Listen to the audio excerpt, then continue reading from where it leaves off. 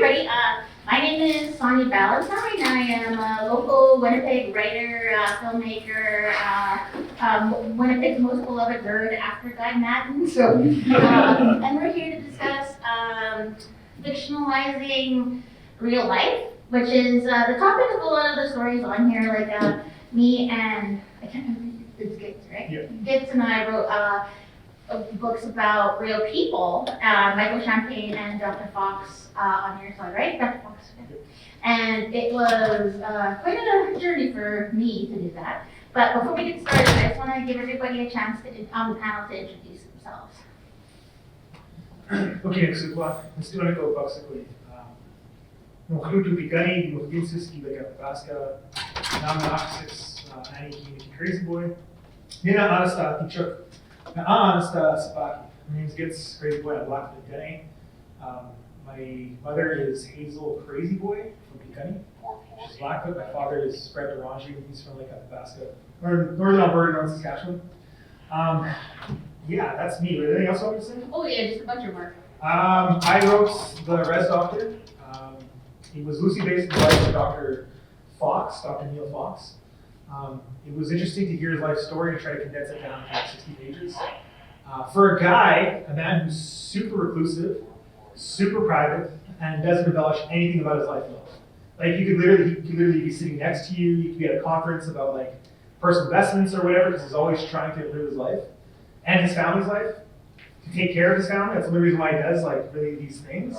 And he'll be like, he wouldn't even tell you that he has like a Tesla, or he has like 3 kids, or you know, they're financially really like well off. You'll never know that about this guy. He never does that to talk down to others. He doesn't look down at his own people. He tries to uplift everybody. So it was really hard to try to get this guy who's super private about everything to open up about his life.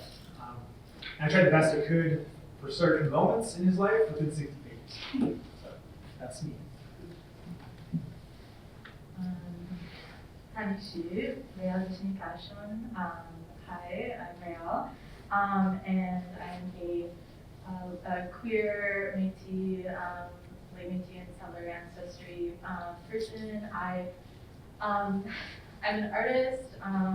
I had the pleasure of working on Little by Little with Sonya and Tobin, and other awesome projects that have yet to be announced that I can't say. But yeah, I mostly work as an artist and illustrator, but I also write my own works. Yeah, kind of a mix of everything.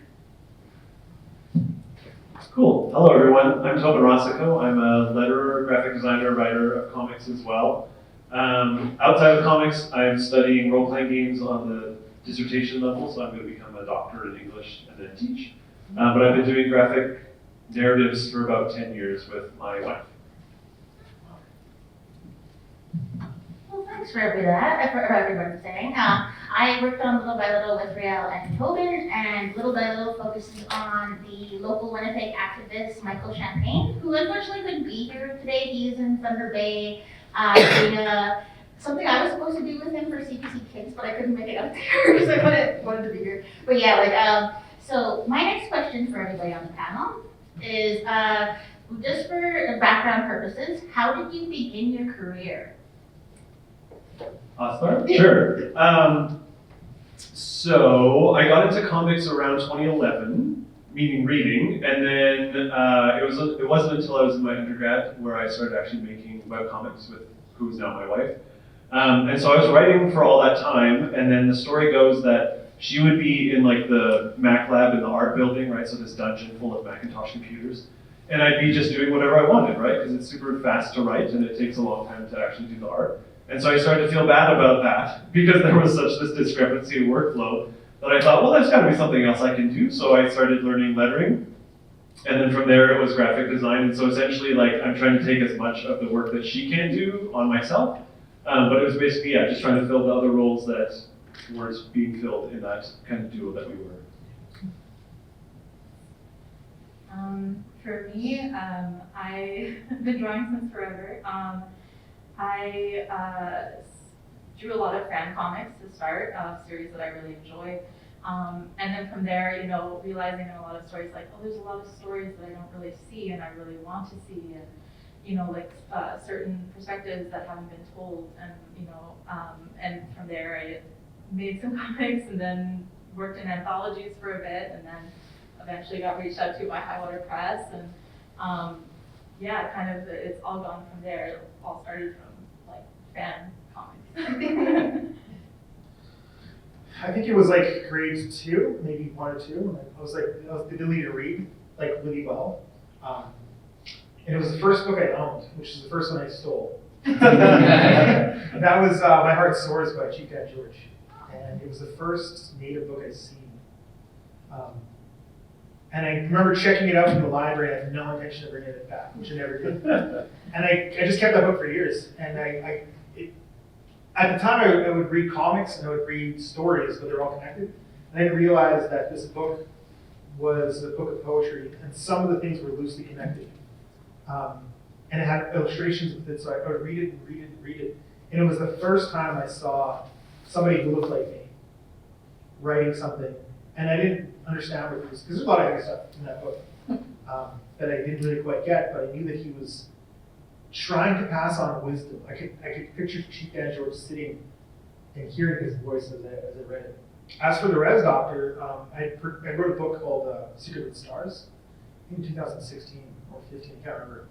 And let it exist, and then I was approached to write the Res Doctor. So I kind of fell into it. Oh, that's cool. Oh, yeah, you're just I'm sorry, keep it. Okay. Oh, yeah, we'll do that. Yeah. So for me, I began my career as a reader and a writer when I was like 3 years old, because I was obsessed with my teacher, who had a book of, I can't remember exactly if it was It or The Stand, but my teacher was reading a huge Stephen King novel on her book, or a novel on her desk, and it was bigger than me. It was like, imagine the cover of Matilda, like holding a big book. That was basically me, and I wanted to know what it said in there. And I remember her telling me that he got paid to write that. And I'm like, wow, that's so amazing. I can make up stories and get paid millions of dollars. And I had a very similar experience to you, Gitz.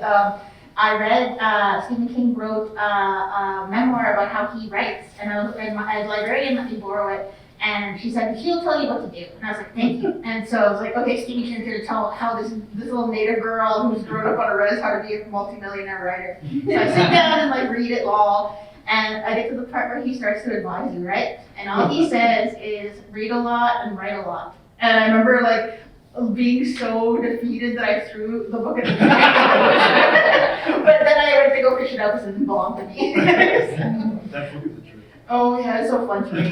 I still I guess that'll lead to my next question too. Like, this is totally off topic, but it's kind of related. Since you mentioned Chief Dan George, who would be some of your inspirations that have contributed to your work?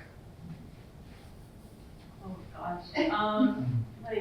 I don't even know. I'm so sorry. I'm very bad. I'm very bad at these questions. I guess going off of what you were saying with reading and writing with everyone.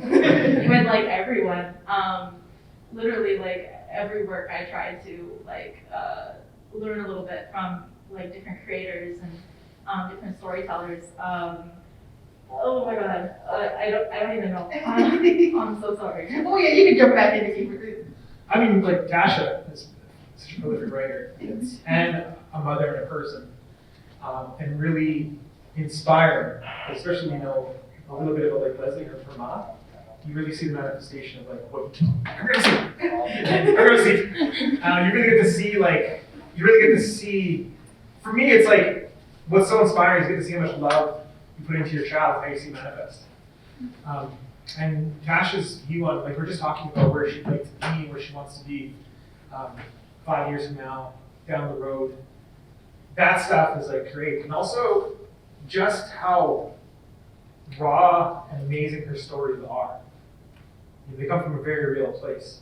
You're reading something from somebody who's actually been there, or whose heart and soul is in there, because her work has them. Alicia Elliott is another one. Helen Knott was another. I knew Helen before she became the author that she is now. She's pretty amazing. So to hear these self-doubts that she had before to where she is now, it's amazing. And they're mostly all women. When I think about these authors, aside from the Chief Dad George, it's mostly been these Indigenous women telling stories. And I really think, not to like get too far into this, but like, I really believe it's that original story that mothers have with their children that I think about my mom, who used to read to me to sleep or tell me stories that really like inspired me to write. But also that original language of a mother and a child just holding your baby when they're crying. You don't have to say anything, you just like hold the baby, you might hum to them, but the ability to put them to sleep, to me, that's always one of the most original stories that we have. And the first story we have is that love. And I think that's why there's so many Indigenous female authors that I just kind of look to, because they really are, I feel like they really are the keepers of our knowledge and just that. So. Oh, that's cool. Well, Jen is here, yeah. So we'll get Tolman to answer first, and then I'll get you to introduce yourself on camera. Yeah. They kind of snuck in by accident. I was gonna just come and watch. So for me, as a writer, I would probably say Brian Jakes. He writes the Redwall series, if anyone is familiar with that. That was kind of the formative series. I remember that was the book I went to go check out the library. They're like, no, you're not old enough for this. But I was already reading at like a grade 10 level at that point. And then as a letterer, these names aren't going to mean much because people don't really know letterers in comics. But it's people like Russ Wooten, who I found out more about. He's a quadriplegic and he letters like every single book at Image and Marvel and stuff. He has he uses a pen to keep his fingers in the right way to do the keyboard short. It's fascinating that he is so prolific and you never knew that he had this history behind him. And then people like Ed Brisson, who's another kind of Saskatchewan. I don't know what the term is for that. Saskatchewan. For Saskatchewan. Those are the ones. All right. For Jen, just introduce yourself and what you're working on, what you've published, and how did you get your start in writing and creating? Oh, that's right. So, my name is Jen Storm. Sorry I was a little late. I am also a mother, so I have a 3-week-old at home who was not keen on me leaving at all. So I snuck away. But I wrote Little Moons, which is on sale at the High Water booth right now. I've also done 3 other graphic novels before that, some of which are with High Water. And I actually got my start in writing when I was 13. I wrote my first novel with Thetis, which is a little publishing house in BC. And at the time, probably like many people here, I was writing because the voices that I wanted to hear weren't in the books I was reading at that time. We were reading like Harry Potter. I think that's when that first came out. Was when I was 13. And I think the most urban kind of story we had in school was like The Outsiders. So we're reading stuff like that at school, and I remember that's not what I was experiencing in junior high. Most of my friends were getting swept up in gangs, they were in foster care, they were living these really crazy lives that I'm like, how come no one talks about this? When there's like 8 of my friends in this little school that has like 8 other schools a block away, and we don't talk about that. Like April Raintree wasn't in my school. Like I happened upon April Raintree from another Indigenous friend who was like, I found a book about Indigenous people, like you have to read it. That was like all we had was that one book, at least to me. So I was actually writing because I wanted to pass the pages to those friends of mine, and they got to see themselves in the story, give me peer feedback. Like I didn't realize I was doing peer feedback at that time, but I was. And then at the end of it, I ended up writing like a whole book. And then my mom, I didn't want to publish it. I didn't even think about publishing it. I just printed it all on like printer paper, put it in a binder, put it on the shelf, and I walked away. And my mom was like, oh, I wonder what would happen if I sent it off somewhere. So she sent it to one publisher, randomly mailed it to them. Like, she didn't know what she was doing, but they just happened to read it and then happened to publish it. And she's like, oh, I guess I gotta tell Jen. So she told me as it was like about to be published, she's like, so I did a thing. And I'm like, she did? I have no idea. She must have. Yeah, she must have. Or she just sent it in the mail. Like, I don't even know if she like did anything formal with it. But yeah, so that's my background in writing and what I'm up to now. Yeah, and to catch you up, what were some of your inspirations? How late am I? That was our second question. Okay. You guys got like a few questions going, right? So who was my my inspiration? Yeah, who have been some of your creative inspirations? I would say, okay, I'll give one because it's like, I'll always look up to him for this. But during that same time, like with Thetis, Richard Van Camp actually used to be on that panel of, I don't even know what the panel was for because at the time I didn't know what it meant, but like the people that decide what gets published that year. So he was on that board, and he saw it and he basically championed it and he hand wrote me a note and mailed it to me. And I still have it framed. It's still on my wall, and I've had it for so long. It's got like watermarks on it. But he just wrote this really inspiring message about how important it is for us to have more Indigenous First Nation writers out there. You gotta keep doing this, you gotta keep doing this. And he's the one that brought me to my first book launch. He brought me to my first festival. He just really took me under his wing. So I think he inspired me to really keep going when I think the first one could have been written off as a fluke, you know what I mean? So I think I'd say him for sure, because he's really, really, really done a lot for not just me, but I know a lot of other writers. He's a very generous person. That's a brilliant answer. Thank you for that. Well, I would have felt so embarrassed to have anything I wrote at 13 be published because I still have yeah. Well, when I was at 13, I had a side gig writing fan fiction for my friends. So say, for example, like you're like, I have a crush on Brad Pitt, like write me something about that. And I was like, nothing too I did that gross. too. Yeah. Like, I got someone to be like, so, he's writing these things. It was such a fun thing to do, and my first novel was 500 pages about this epic that was basically me marrying Justin Timberlake and then my breaking up with him. It was embarrassing. I'm glad it's been broken on that hard drive I used to have. But it's like, it's really fun to hear you all say like that the reason you began creating was because of the lack of stories that were about basically us, and that was one of the big reasons I started creating too, because I wanted to be in cool things like Star Trek or Star Wars or superhero movies. And I remember being a little kid and asking my mom why Native people weren't on TV more, and she's like, well, there's Earth is 60. And I was like, well, Mom, if I wanted to see that, go sit on the porch. Like, so it's just like, it just like, I guess what I'm asking too is like, what drew you to wanting to put yourself in those types of stories? Or like any stories in general, like why is representation so important to you? Is it really Oh no, you can like answers you feel. Anybody? I just didn't reply. I'm gonna start talking. Why is representation so important to you? Oh, I mean, I said this last night, like I grew up trying to find stories where I'd see myself reflected in them. And then like me, like you're talking about the outsiders, drawing parallels between the greasers and indigenous peoples. And then seeing kind of like when the movie came out, seeing my cousins, like who we fit in as like the greasers. Yeah. Sort of awkward. Or dairy, or there's like we would have those things, but I never saw. There was never like it was clear they were white. Like, it was clear they weren't me. And you get these movies, Lost in the Barrens. They like the book as well. They shoehorn this like white person in, and I always thought it was weird because like I could be lost in the Barrens. I could be the Hatchet. You know, like how would it look as if I was there? And then I started looking at a commonality with all these like races in movies for like people of color and white person, and the person of color at the end has to learn not to be so angry, and then the white person has to learn something about themselves. But they never really tax systemic racism. So when I wrote the Res Doc, I really wanted to see myself. I wanted to like see a Blackfoot. I wanted to see a Blackfoot succeed. I wanted to see a Blackfoot come from the same places like I have come from. I wanted to see them.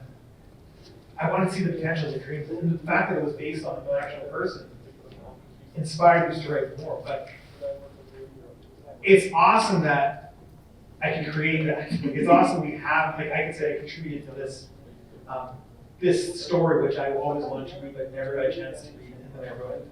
So yeah, it's different when it hits you. Certainly you see yourself. It's different when you see Euro people succeeding, written from you, not from somebody who thinks that they know you.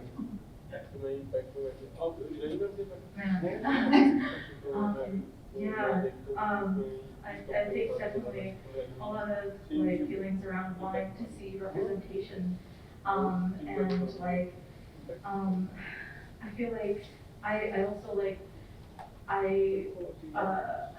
something that I like love as an artist is that like I'm able to help like other people like that maybe like can't draw but are writers, you know, that are like wanting to tell certain stories. I can be kind of a vehicle to be able to tell stories, and that's something that's really fulfilling.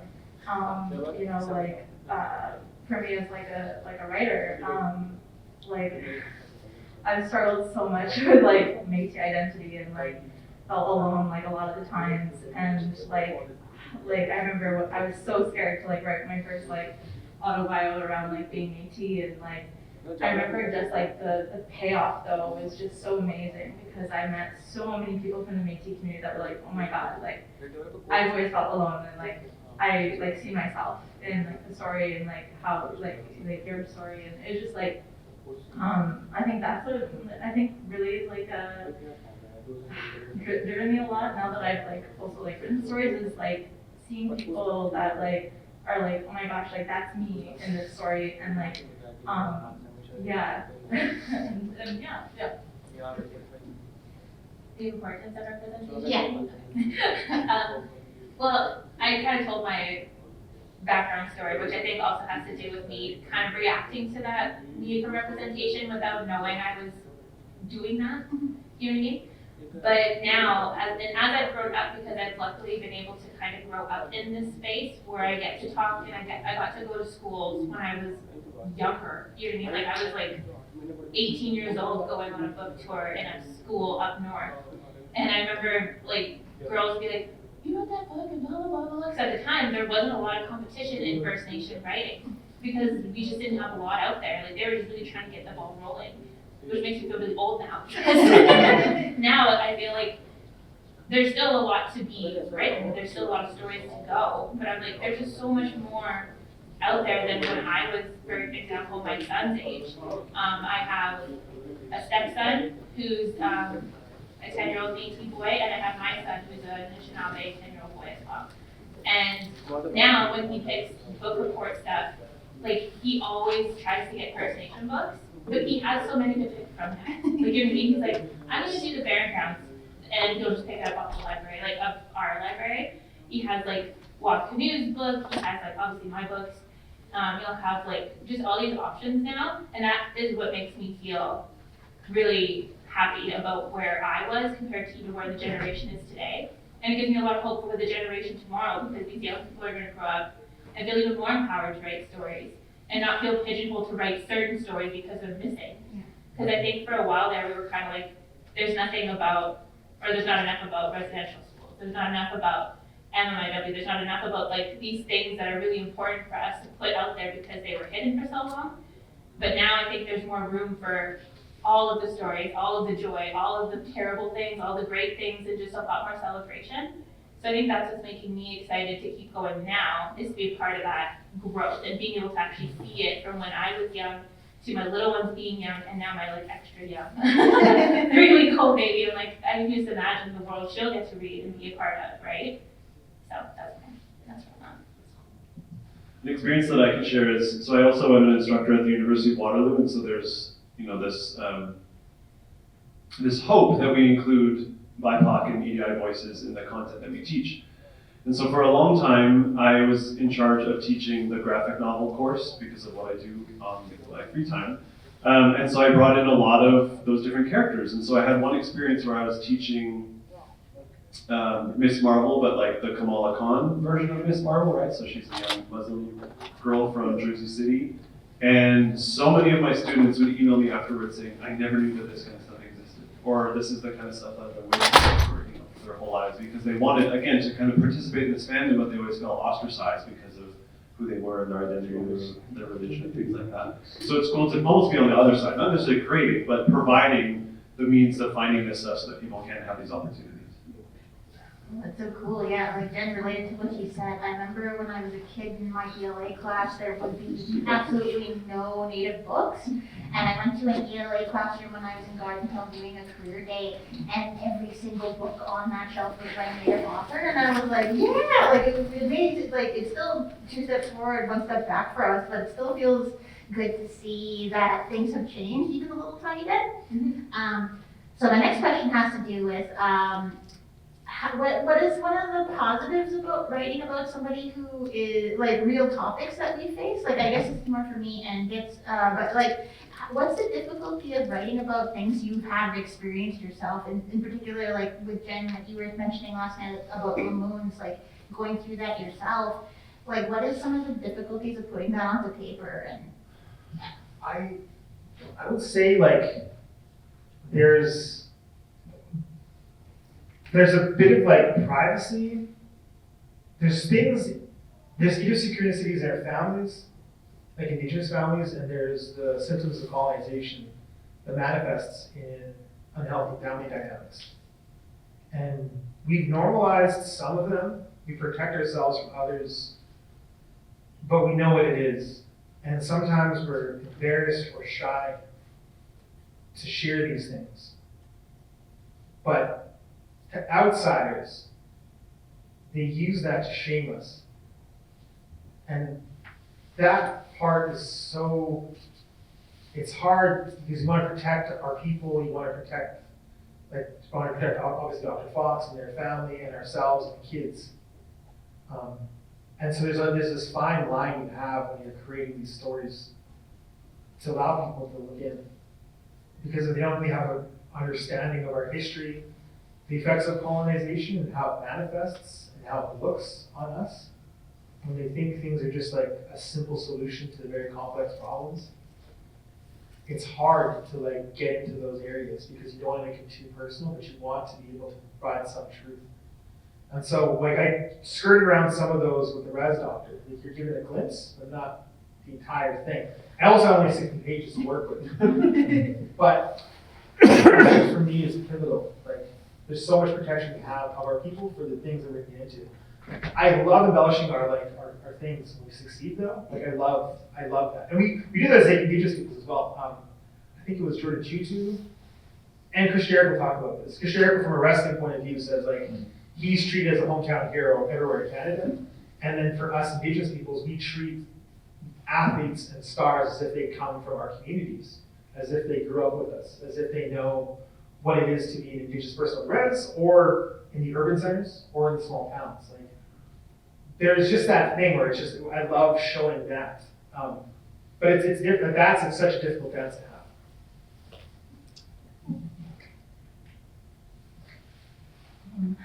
Oh my goodness. sorry for all the awkward questions. No, I'm so sorry. Can you? Oh yeah, like what was one of the hardest parts about creating about somebody who is real, like a real person? Yeah. Well, as an artist, like, I really want to do like everyone justice in their stories and their loved ones. Like, I really want to make sure that they're all portrayed in the way that they want to be portrayed, and like, I guess like, yeah, like I really find that it's important to like work like a lot with the person. I'm always like sending as much as I can, like before like I start to be like, okay, is everything good? Like I want to make sure that everyone is like happy with the way that like they're being drawn, and yeah, I don't know. I think like you know as well, like I found a little bit like as an author, like I guess I'm so sorry, my brain's just like going everywhere, but I found it a little difficult, like as an author, like kind of like feeling kind of like pigeonholed into like one type of story, like as like an Indigenous writer, and the kind of the mental toll that can kind of take when you're constantly being told that you need to tell stories of like the trauma that your family has faced, and like just like meeting like so many like other Indigenous like authors and like artists, like learning about how like everyone's kind of like feeling the same thing, and how those stories are so important to be told, and you know, and then also, but we also need to tell stories about our joy and like from our communities, and yeah.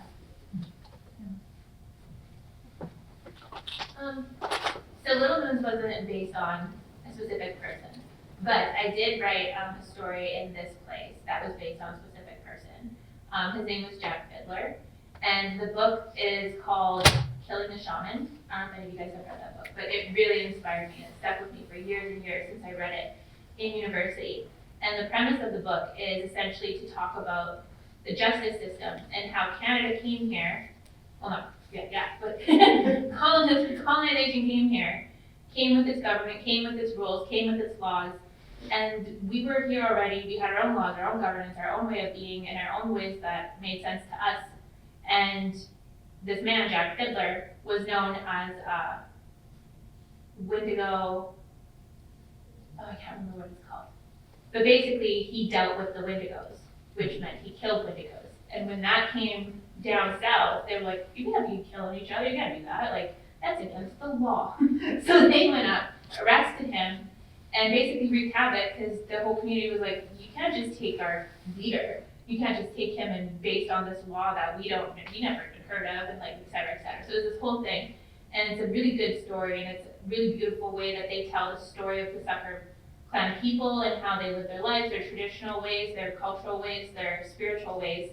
And I was so inspired by it, but I didn't want to retell a story that's already been told. Like, there's already a whole book on it. I don't need to make it into a comic, but I still wanted to write that story.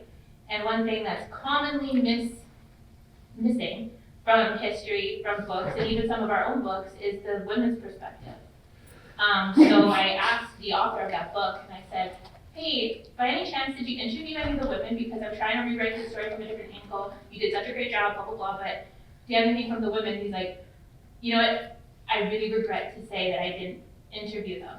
The men came forward, and I didn't ask them. And then so I was like, it's kind of nice because now it gives me some freedom because there's no documentation to say that it didn't happen that way at all.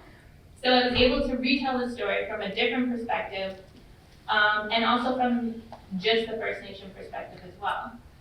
And I wrote it from the Wendigo perspective too, which makes me extra excited. But yeah, so I really enjoyed that process, but it is a lot of pressure to write about people that really existed. If they're alive, maybe it's not as hard because you can just call them up. But people that are like historical times, like trying to write about the fur trade makes me feel like so much pressure because I'm like, I know there's a lot of information out there, and I know not as much as I should. And I'm like, I don't know, did you boil water over the fire, or did you have a kettle? I don't know. You know what I mean? Like, I don't know these little nuances that suddenly matter because I'm putting it in imagery. You know what I mean? So I can see how there could be a lot of pressure, especially if it's a historical true figure, because you don't want to get that wrong. You don't want to insult somebody's family and how they perceive or remember a loved one. So yeah, that's my experience with that. Cool. The experience I have lettering Res Doctor little by little was, trying to make it legible and clear and readable, which is always the goal for that kind of stuff. But the experience I had specifically with Res Doctor is there's a lot of like location and date, like time captions in it. And I remember the first time I went through it, I think I just did like black and white or something, just to, again, for me, it's like the most basic form is always the most readable. And then a note came back and was like, these aren't really working. And so then I thought about it harder, and I spent more time, and I thought, well, what is the story doing? What is it telling? And how can I incorporate more of that into the graphic design? And so what I did was I started Googling First Nations and Indigenous symbols and like emblems and stuff like that, and pulling those colors into it. So I think the result that we went with is like the blue with like a kind of yellow or gold, I think, in some of it. I don't remember exactly. And so like that kind of stuff where you probably wouldn't think of it as you're going through, because in most cases you're just trying to match like a color palette. But by injecting some of that back into it, I think helps, again, just promote what these stories are about, who they're about, and that kind of community. That's a great answer, thanks. Well, for Little by Little, I think one of the hardest things about it was Michael and I both had this concern because, for those who don't know, Michael was adopted and was put up for adoption when he was very young. And initially we had a scene in the beginning of the book about his birth mother giving him over to his adopted mother. And because he was so, I don't say precious because that's the wrong word, but he was so concerned that we protect her in a very like, for making a good decision despite the hardships of it. Like, because it was a very hard decision for her to give up her child, but to give him a better life. And so that was one of the parts I knew, like, okay, we gotta get this right. And so it was very difficult in that case to do something like that, because I'm like, oh, I don't wanna make this woman look like she gave up her son for no reason. I'm like, no, it was an important part of Michael's story, and like just making sure we treat people with love. And so that's something I always try to do with my own documentary work as well. Like, I also loved in your book, it's about the person coming out of the doctor's office with a white doctor and saying, like, I didn't come here for T3s or narcotics. And I was like, yeah, like, that happened to me before. And I loved your book specifically for that scene where a kid just comes to see an Indigenous doctor because they've never seen an Indigenous doctor. That happened to me recently when I was in my 30s. I was at a walking clinic, and this big Native guy walks in, and I'm like, oh, are you Dr. Fontaine? And he's like, yeah. And I'm like, wow, I've never seen a Native doctor. And he's like, oh, is that a problem? I'm like, no, it's just like, we'll overcome. So it was very fun to like get that like kind of story that I never thought I'd see either. Like, cause it was very much me in that case. So I have, this is like a little silly question. So if you could create a comic or like a book about someone living or dead, like even if it's about you, hopefully you're not dead yet, but if you could create, like, what's your dream project right now? Specifically, biography. Oh, if it's about a real person living or dead, or yourself, yeah. Do you want to start? I don't know. You're like, I need time to think. It's like essay questions. Okay. Didn't you want to go first? So, if we could write a story about somebody living, dead, or myself. Yes, like what would be that story? Okay. I think I want to do Russell Means. Ooh. Wow. Yeah.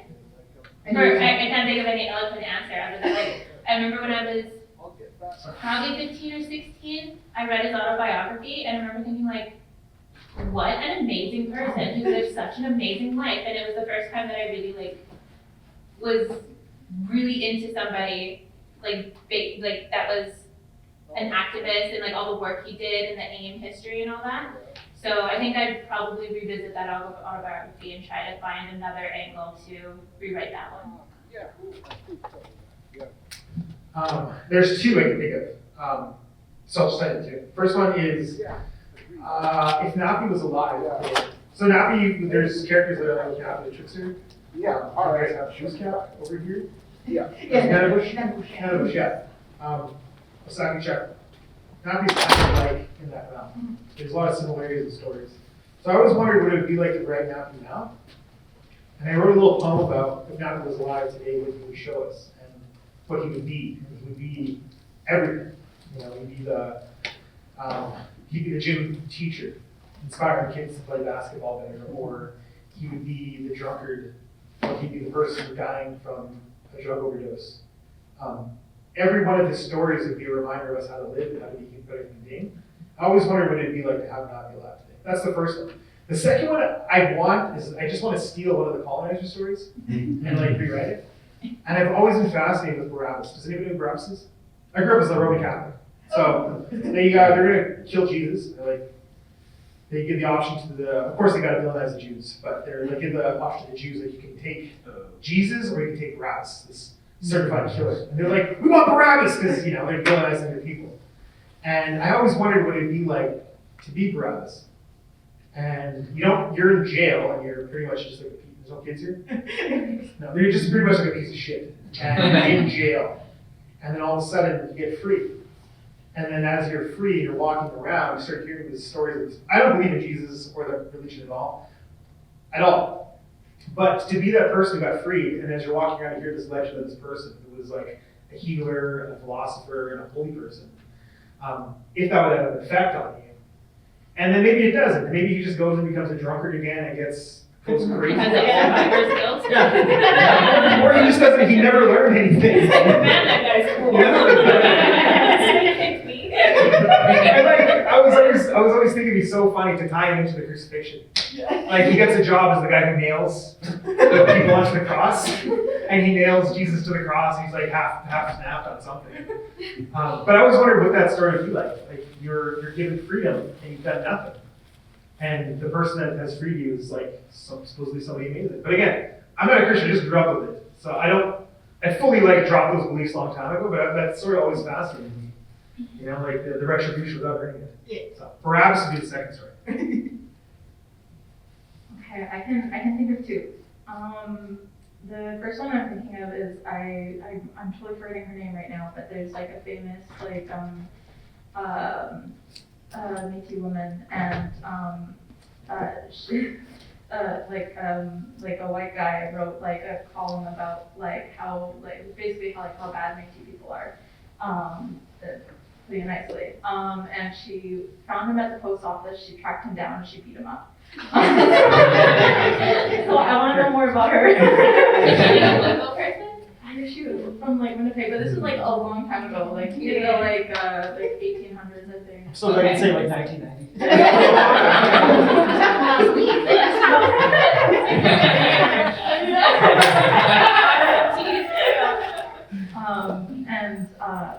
And I would just personally really like to know more. I have like I think like like one of my like great grandfathers was fighting at Batoche, and he was like in his 90s fighting at Batoche, and like died by taking like a bayonet to like the chest. But like I can imagine like being in your 90s and like fighting at Batoche like to the very end, like when they were using like forks and knives and stones like in their guns. And like there's like I think even like oh my god, like Gabriel Dumont like has like a part about like him in like his like journal.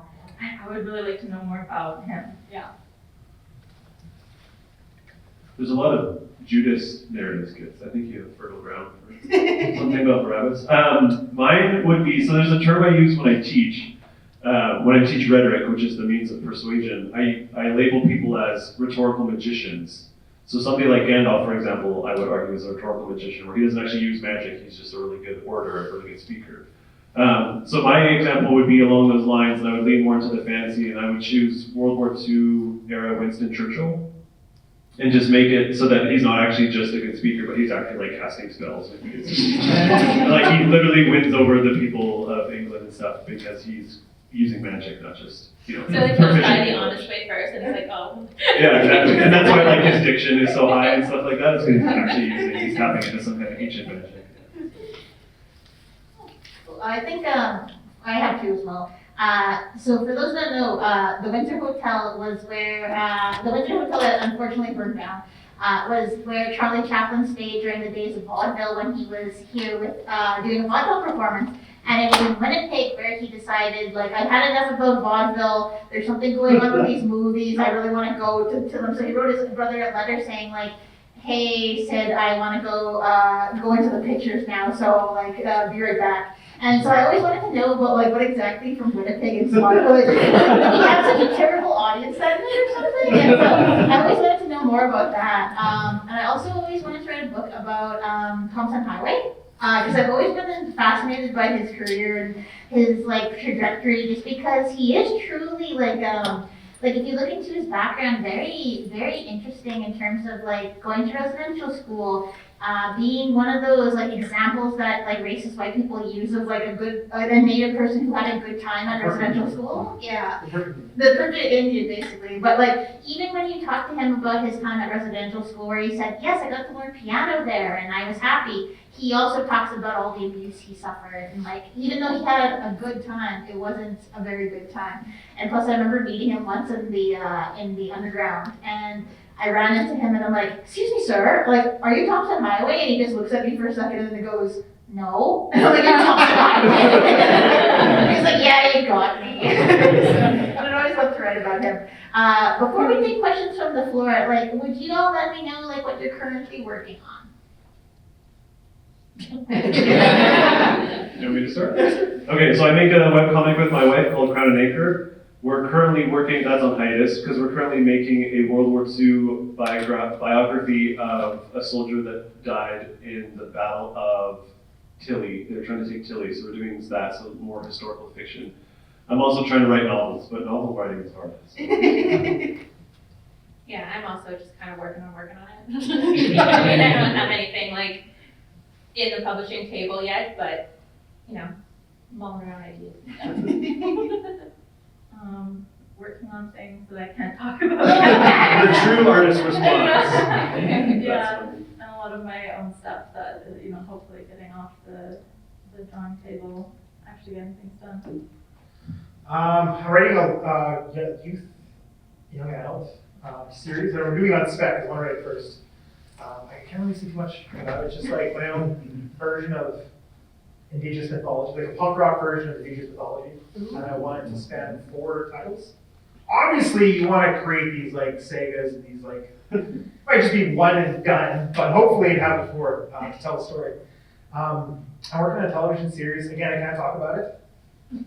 But like, in about a year or 2 from now, Like, Google me in a year. I'm like, is that Gitz? That's what he was talking about. Okay, yeah, all right.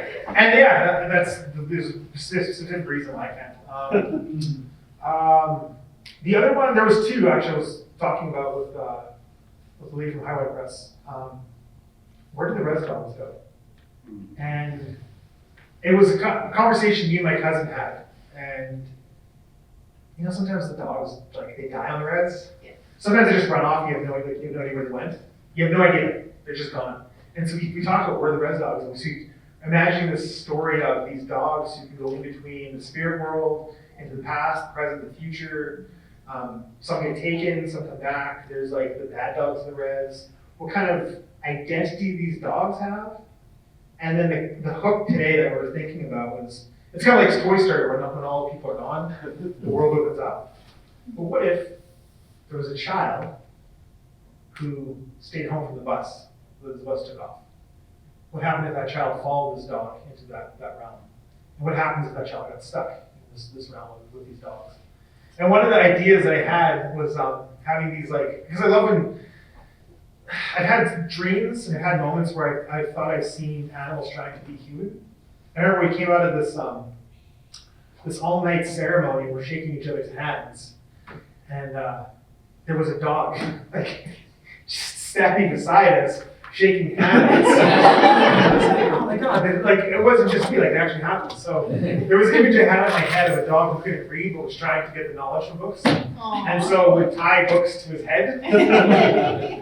Yeah. So that was probably the most immediate idea we're probably working on next, but at least the proposal for this book, where the res dogs go. That is so cool. I love that. They keep me in touch with that one. And I'm glad I did not wear that shirt. I was going to wear that shirt today. I have though. Keep the match. It would be like a king. It would be so cool. Well, I get to talk a few things. I am working on a book with Rhael, and I think Tobin is also the letterer on that. I can't recall. But yeah. Check my email. Yeah. It's called The Unbeatable Sonya Ballantyne, and it's an autobiographical graphic novel about my life growing up on the res to 17, and it's basically about how superheroes and Bono of U2 helped me deal with like the racism I faced as a child. And I'm also working on, I was the co-director on a documentary film called The Death Tour, which follows a wrestling tour that goes through northern Manitoba. My next project is related to that because it's about how Stampede Wrestling and the Hart family contributed to indigenous culture through wrestling. So, because when I was a little girl, I wanted to marry Bret Hart's son to join his family. And I've always been obsessed with wrestling. But yeah, it's I hope you keep an eye out for it. Death Tour is on CBC Jam and APTN right now, so if you want to check it out, please do. Does anybody have any questions? I have one before for we you. end? Okay. What song or lyric helped you get through the hard times? It's actually in Unbeatable Sonya Ballantyne. Okay, whatever. So I wasn't allowed to mention it, but in Unbeatable Sonya Ballantyne, I deal with mental illness. When I was 13, I was gonna kill myself. And one of the lyrics that really helped me at that time was track 5 of the Joshua Tree, which is Running to Standstill. And there's a line that summed up every single thing I'd ever felt as a Native girl, and it was, so she woke up from where she was lying still, got to decide on what was the exact she thinks to herself, we gotta do something about where we're going. And I was like, how does this white Christian man know the heart of me, of this little girl?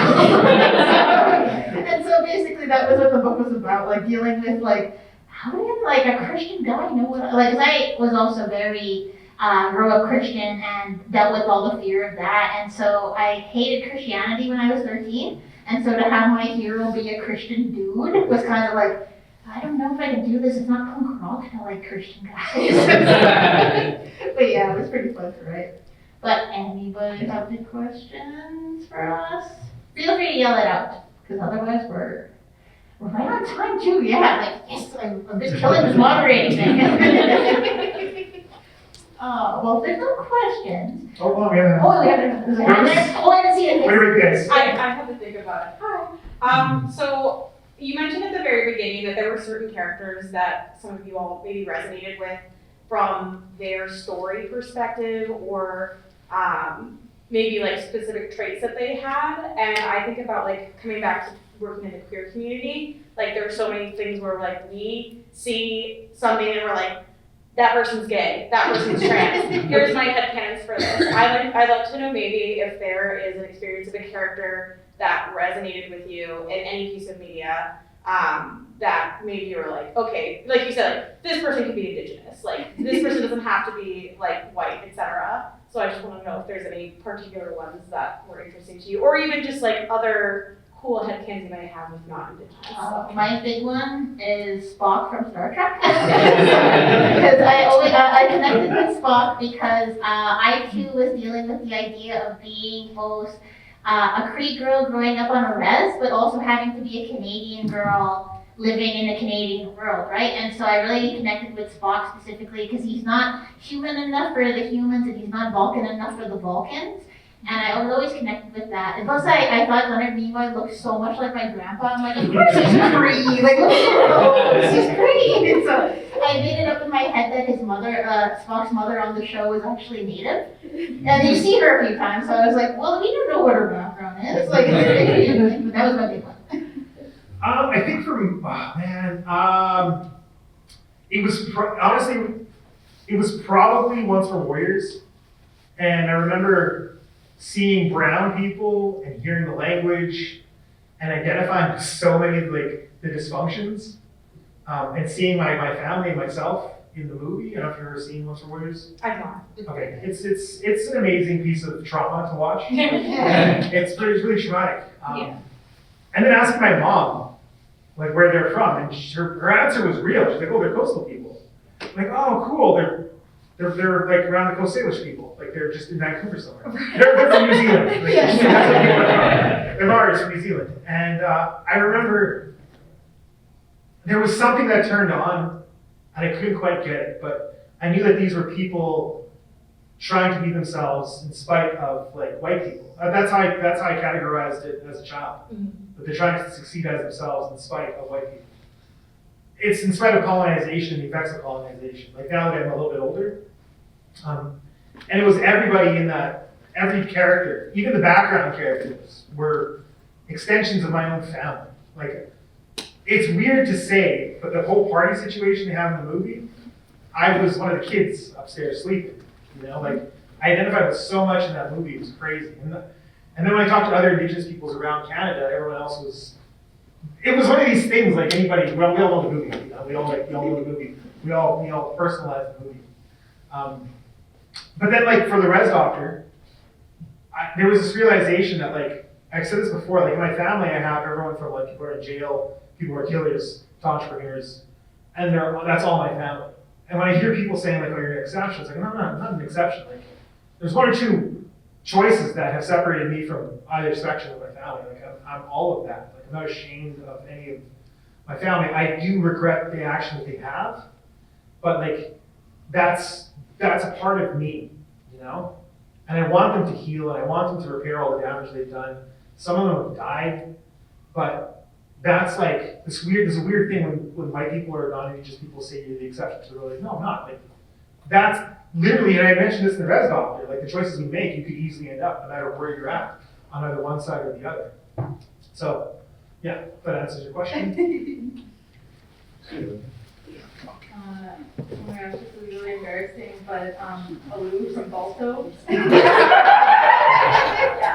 Because like, I can't even remember which Balto this is, but it's like it's one of Balto's children, and from what I remember of like Balto's story, you know, like his mother is a wolf, and then his father is a dog? Yeah. Yeah. A husky dog. Yes, yeah. And like he always like struggles with like reconnecting like with his wolf roots, and then he has like a daughter who is like very connected to like her wolf roots.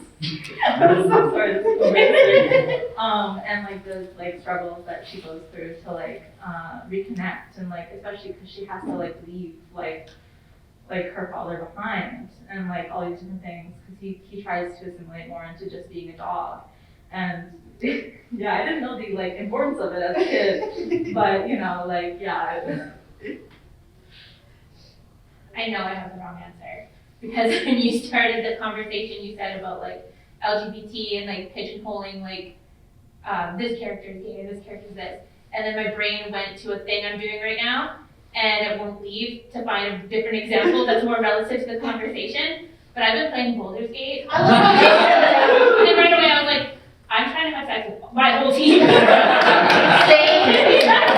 so I was like, Asterion is like clearly that person who can be like straight, like he's the most like fluid, you know what I mean? Non-discriminating, yeah. Yeah, but then also like all the characters are like if you're convincing enough.